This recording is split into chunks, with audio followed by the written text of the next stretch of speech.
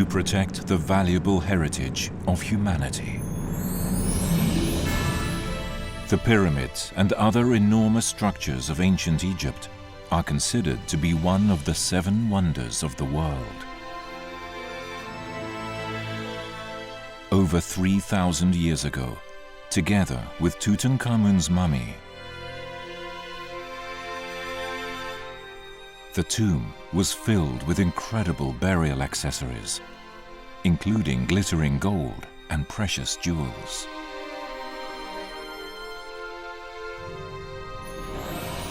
They have continued attracting and impressing people all over the world.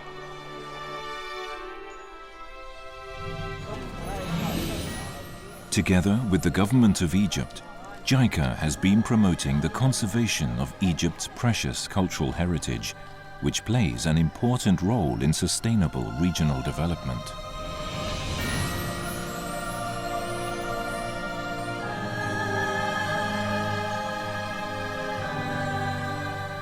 The Grand Egyptian Museum is being built to the northwest of the pyramids of Giza, with the support of the government of Japan.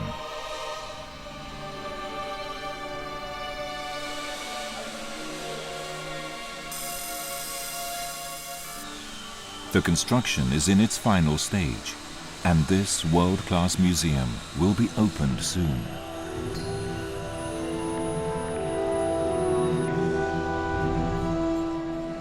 It's a stunning project to create the pyramid of the 21st century.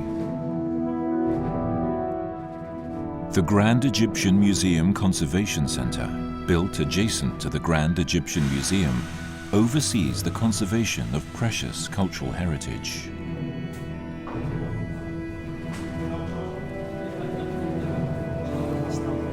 JICA has been supporting the center since 2008 by sending experts from Japan to nurture conservation professionals. This is Tutankhamun's chariot. A new fact was discovered recently using advanced technologies. Dr. Oyama says this is enough as evidence. It isn't native to Egypt. Tutankhamun's chariots were made of wood that is not native to Egypt.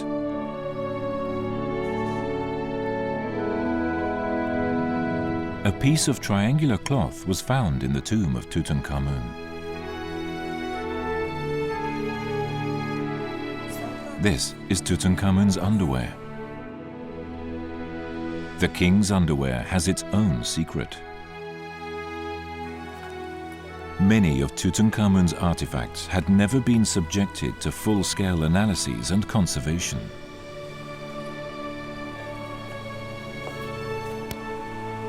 Now, another hidden truth is about to be revealed through the power of science.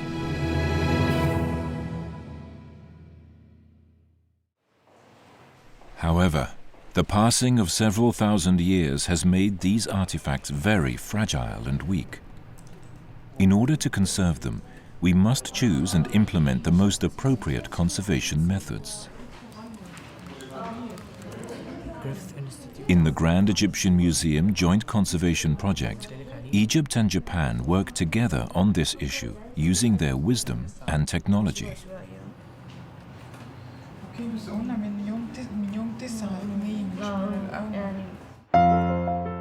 To achieve this,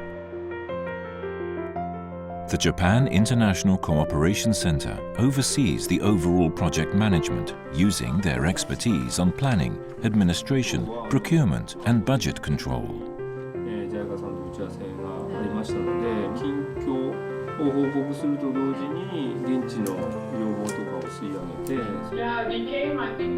For smooth deployment, frequent communication between Egypt and Japan is essential. Here is Tokyo University of the Arts. This university has a specialized graduate school course known as the Conservation of Cultural Property. The latest technology is used to ensure the maximum effectiveness of conservation work.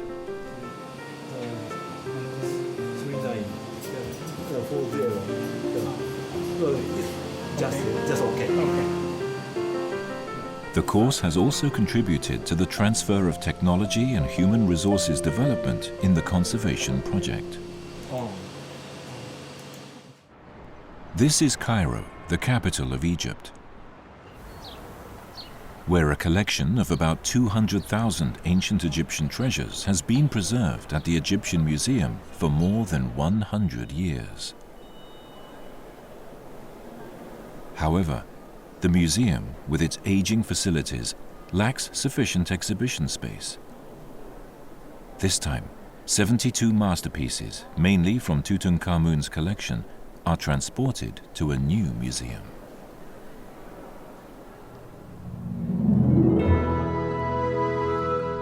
The artifacts include golden ritual beds decorated with cow goddesses and lions, 5 chariots,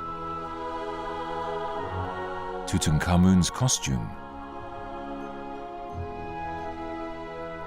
and a mural painting from over 1,000 years before Tutankhamun. It's the biggest transfer of artifacts since the discovery of Tutankhamun's tomb. The slightest vibration or shock may result in exfoliation of the gold leaf. As a temporary measure, during transportation, Japanese washi paper is often used on unstable parts of the artifacts. However, they have definitely become fragile after 3,400 years. Condition very good. Very good. Yes, because we already made first aid in the deteriorated part to protect it during packing. A traditional Japanese material becomes useful in Egypt too. The most appropriate washi paper has been applied. This is the first time in my career to handle something more than 3,000 years old. But I have no excuse for making mistakes, says Mr. Tokura, an art transportation specialist. Artifacts may be damaged unless all staff move in perfect synchronization. Both Egyptian and Japanese staff communicate frantically using gestures.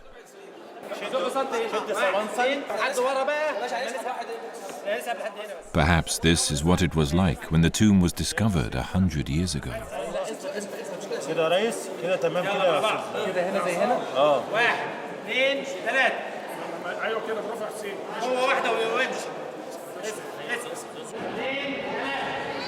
Now, it started its journey.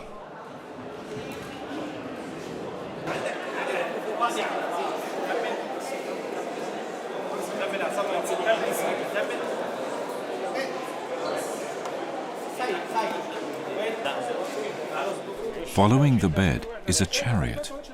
It's an important artifact which could hold the key to revealing the truth behind the death of Tutankhamun.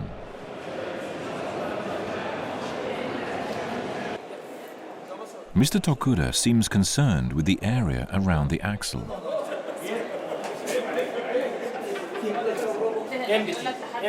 It looks challenging. The axle is 2.4 meters long. There seems to be a problem with its length. He is preparing a special mount for the axle, but Mr. Tokura says it's very tight. Upon closer inspection, it seems to be placed diagonally.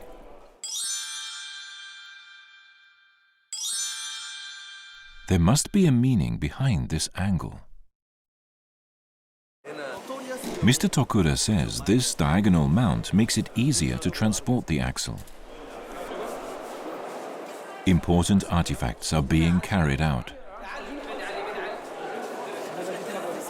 The axle is placed on the special diagonal mount. Soon, the purpose of this special mount will become clear.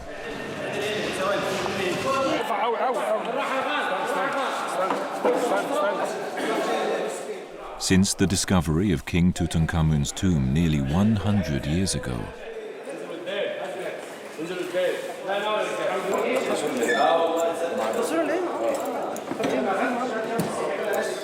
This chariot has never been taken out of the museum.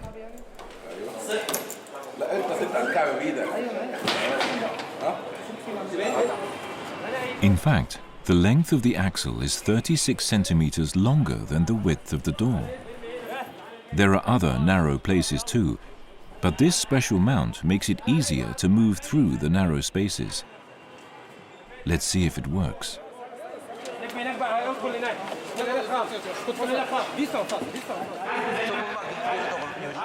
Communication is heard in Arabic, English, and Japanese.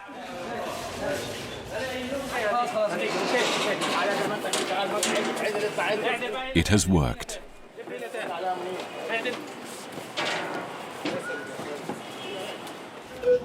They overcame difficulties in communication, and the plan was a success. It was exactly as planned. Under high security, the precious treasures are taken to the city of Cairo, one after another.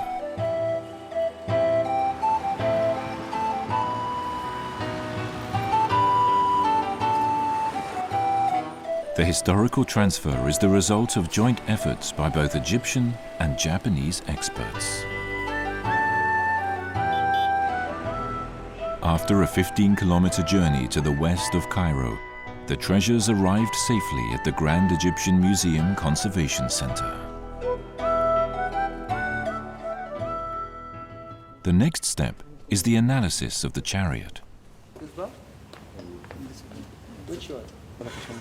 With a microscope, they are trying to identify the wood from the shape of the cells. This leads to the revealing of new facts. Dr. Oyama says he was observing the shape and size of the cells in the black lines. The microscope images revealed that the wood used in different parts of the chariot are all the same.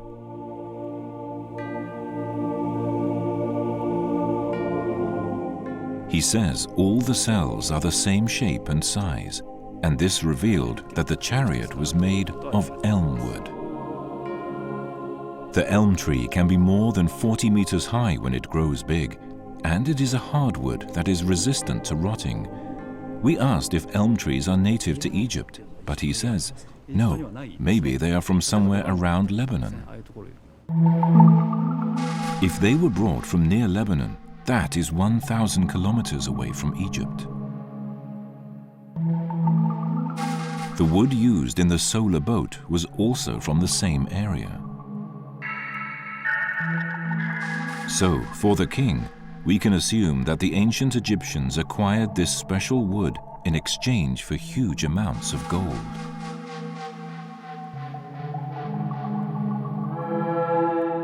Dr. Okada says, it's a great achievement to investigate it under a microscope. You can tell that it has retained enough strength to use even now. There is a theory that Tutankhamun could not walk well. But soon we will know whether he was able to actually fight on the chariot through further investigation.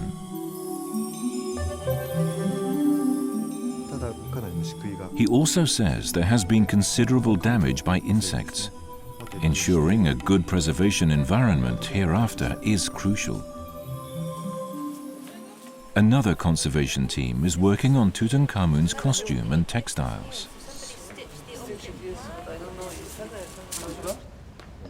This is a mysterious piece of triangular cloth. It was a surprise to find what it was. This is Tutankhamun's underwear. This underwear is about 3,400 years old. Then what are the brown discolored parts?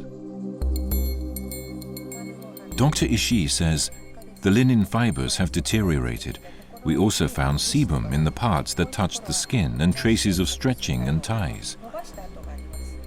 We asked if this could have been actually used by Tutankhamun, and she said, yes. It is likely to have been actually worn by him. These fragments are also of Tutankhamun's costume. Careful research revealed a lotus flower design. Lotus was a symbol of eternal life at the time.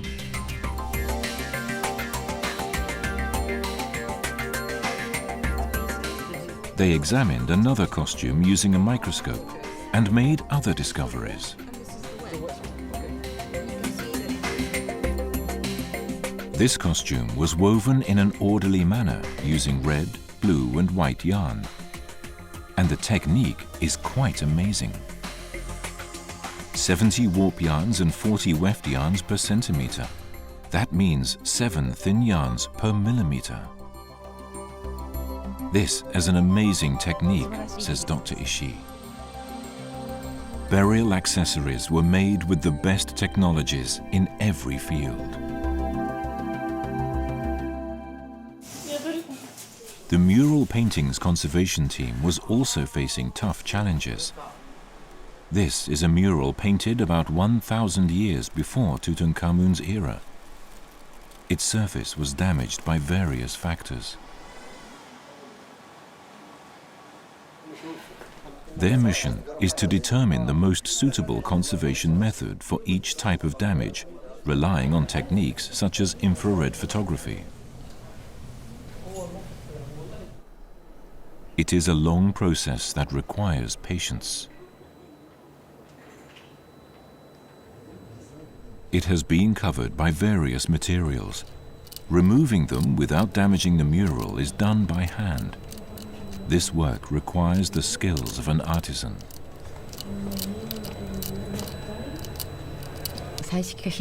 Dr. Masuda says that the delicate painting requires patient work to remove the salts. They spent a whole day to make only a few centimeters of progress. However, their patience will be rewarded. Dreaming of the day it will be completed, the conservation work is continued steadily and carefully. Since the beginning in 2008, when Egyptian and Japanese experts began cooperating, this joint project has advanced to the stage where the Egyptian experts now work independently. This is Tutankhamun's chariot. Its surface was covered with wax used in past conservation efforts. By removing this, its original shine will be restored.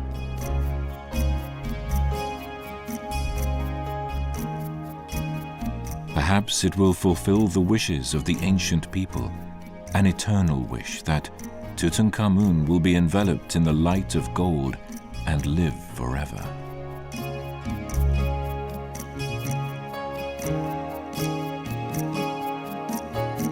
Along with the results, this project has been highly appreciated.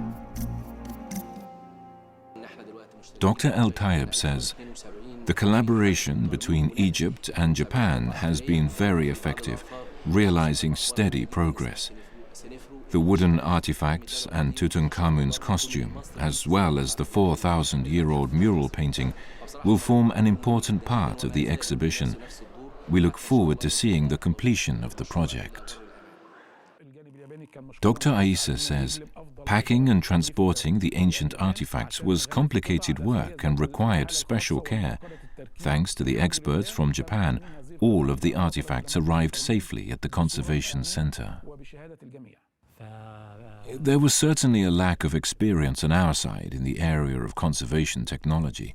Thanks to this project, our Egyptian staff could acquire those skills and technologies. I'm very glad to see our own skilled staff and their expertise, says Dr. Hussein. Mr. Matsuzaki says, we would like to make this project a success. I'm also hoping we will continue to have a positive impact on human resources development among Egypt's future generations. Spanning different nations, people and time, The Grand Egyptian Museum Joint Conservation Project, implemented through the joint effort of Egypt and Japan, has so far made steady progress, and the challenge will continue into the future.